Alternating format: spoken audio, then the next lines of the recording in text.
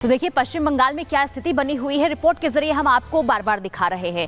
लेकिन दीदी के बंगाल में इस वक्त वक्फ विरोध के चलते कुछ भी ठीक नहीं चल रहा है और यही वजह है कि बीजेपी बार बार सवाल पूछ रही है कि आखिर दीदी दंगाइयों के प्रति इतनी ममता क्यों दिखा रही हैं। तो टीएमसी की ओर से पलटवार किया जाता है कि पश्चिम बंगाल में जो भी कुछ हो रहा है, जो दंगा हो रहा है, जो बवाल की तस्वीर निकलकर सामने आ रही है, इसके पीछे जिम्मेदार बीजेपी और केंद्र सरकार है।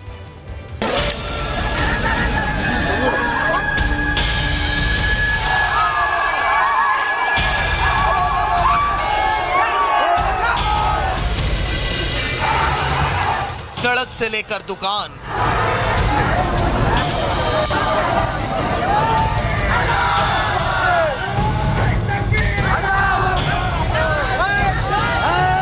पुलिस कर्मियों से थाने,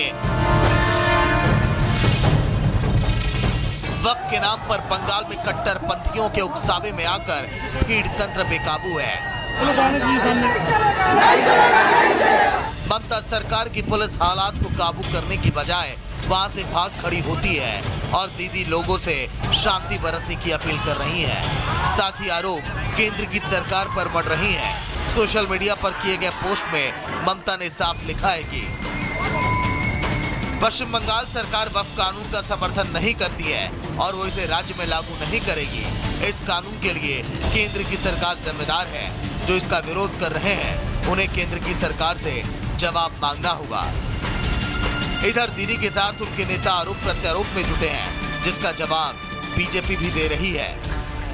वो लोग सिर्फ धर्म के नाम पर राजनीति करने का कोशिश कर रहे हैं। आज बंगाल की संस्कृति जो है, यहाँ हर लोगों को लेके एक साथ चलना, एक साथ मिलजुल के हम लोग का हर धर्म को पालन करना, यही बंगाल का कृषि संस्कृति है। ये एक ऐसा बिल है जो जानबूझकर ये लाया गया है। ये लोग चाहता है धर्म का नाम पर युद्ध हो जाए। ममता बनर्जी तुष्टिकरण का राजनीति कर रहा है, वोट बैंक का राजनीति कर रहा है। मैं तो पहले गवर्नर साहब को लिखा था जे प्लीज एडवाइस।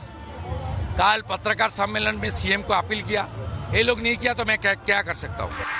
बयान से पलट बंगाल की तस्वीरें सबके सामने हैं और कट्टरपंथियों पर एक्शन ना लेना दीदी की मजबूरी है, क्योंकि मामला सीधे तौर पर वोट बैंक से जुड़ा है। ऐसे में भीड़ तंत्र के साथ सरकार के बचाव की जिम्मेदारी दीदी के नेताओं ने अपने हाथ में ले ली हुई है। टीएमसी नेताओं के सियासी हमले का उन्हीं के अंदाज में बीजेपी के नेता पलटवार कर रहे हैं।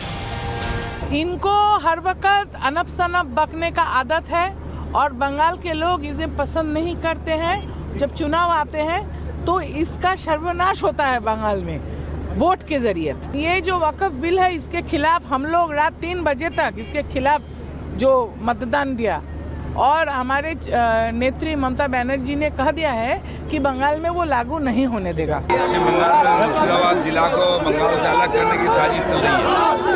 हिंदू मोहल्ले में आगजनी तोड़फोड़ हो रहा है और हिंदू मारे गए हैं। अमित मालवीय एक फालतू आदमी है, बीजेपी का 5th कॉलमनिस्ट है। ममता बनर्जी बंगाल के लोगों का नेत्री है, वो जानती है कैसे बंगाल को चलाया जाए। बीजेपी को कोई जगह यहाँ पर नहीं है। ममता बनर्जी में हमें मोहम्मद अली जिन्ना और सोहरावर्दी इसके रूप दिख रहे हैं। इसमें भारत के अंदर और एक देश के अंदर और एक देश बनाने की जो कोशिश है, इसको सबको मिलकर रोकना चाहिए। ममता बनर्जी ने पूरे जिहादियों के हाथ में पश्चिम बंगाल को सौंप दिया है सिर्फ वोट बैंक की पॉलिटिक्स के लिए। ये सरकार पूरी तरीके से जिहादियों के हाथ में बिक गई है वोट बैंक की पॉलिटिक्स के लिए। इनके सामने और वोट बैंक की पॉलिटिक्स के अलावा कुछ नहीं है। 16 अप्रैल को सुप्रीम कोर्ट में वक्फ कानून के खिलाफ दायर की गई याचिकाओं पर सुनवाई शुरू होनी है। इसके बावजूद भी बड़ी संख्या में मुसलमानों का सड़क पर उतरना और ममता सरकार का एक्शन ना लेना कई सवाल खड़े कर रहा है।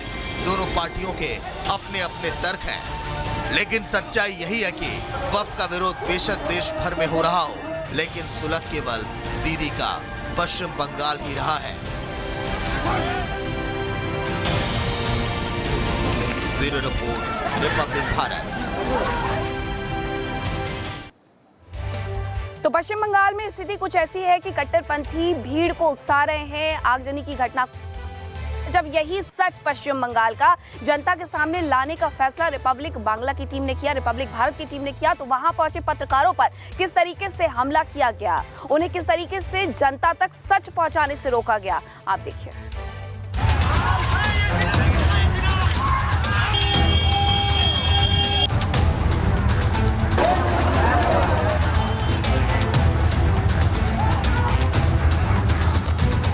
वक्फ के नाम पर कट्टरपंथी षड्यंत्र रच रहे हैं, भीड़ तंत्र को भड़का रहे हैं। नतीजा पश्चिम बंगाल में शहर शहर हिंसा और बवाल रुकने का नाम नहीं ले रहा। मुर्शिदाबाद में विरोध और हिंसा की जो आग लगाई गई वो पश्चिम बंगाल के अलग अलग इलाकों में फैलने लगी है और यही सच जब रिपब्लिक की टीम दिखाने की कोशिश की तो उस पर हमला किया गया।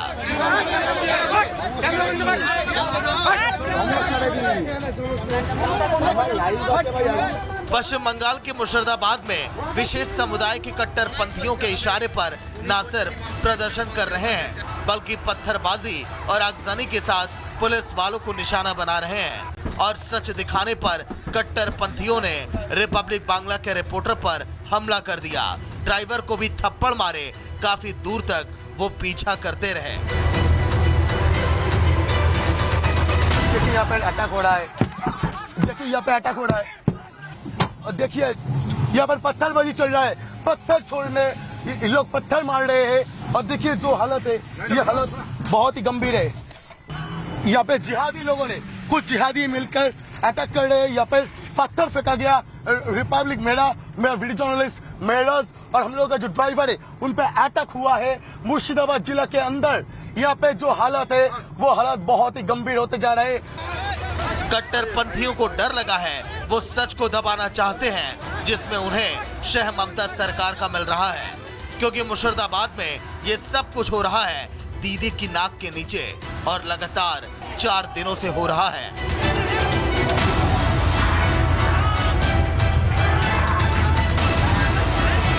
पश्चिम बंगाल में जो हालात हैं वो ये बताने के लिए काफी है कि कानून व्यवस्था कायम रखने में ममता सरकार पूरी तरह से फेल हो गई है। ऐसे में अब पश्चिम बंगाल की जनता को केंद्र की सरकार से उम्मीद है कि समय रहते इन कट्टरपंथियों पर लगाम लगाई जाए। Bureau report, Republic Bharat.